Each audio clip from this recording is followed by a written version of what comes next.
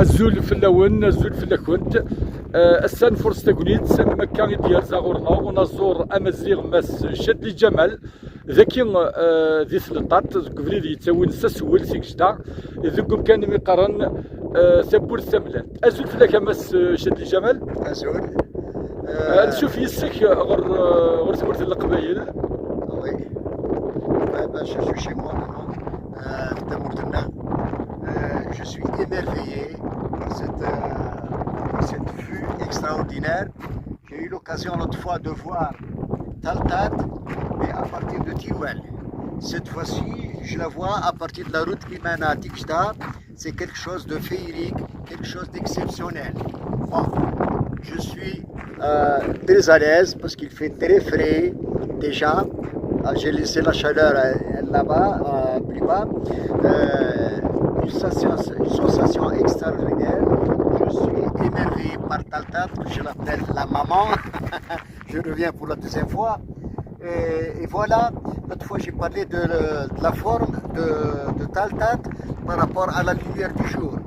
Cette fois-ci, j'ai eu l'occasion de la voir avec un brouillard et un semblant de lumière, je suis apaisé.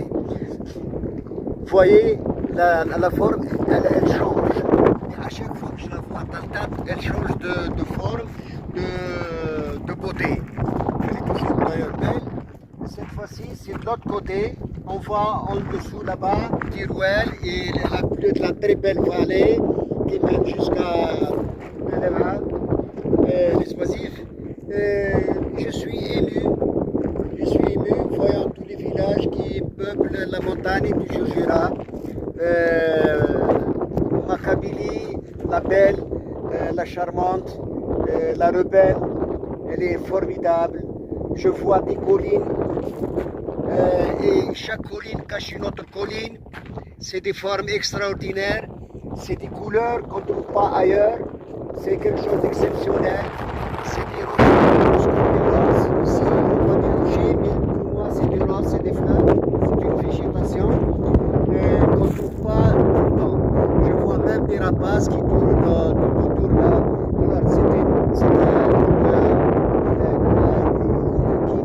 un truc qui vit en harmonie.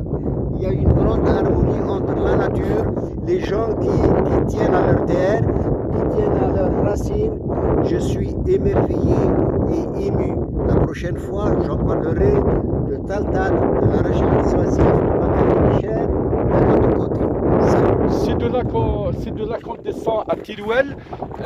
C'est un sentier qui mène directement vers le village du sud de la wilaya de Tizi Ouzou. Cet endroit s'appelle bien Sebour Semlet, ce qui dit la porte blanche, emprunté par nos ancêtres à l'époque. Oui, mais combien c'était difficile.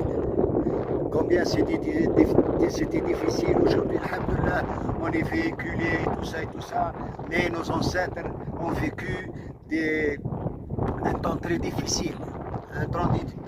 La nature n'était pas tellement...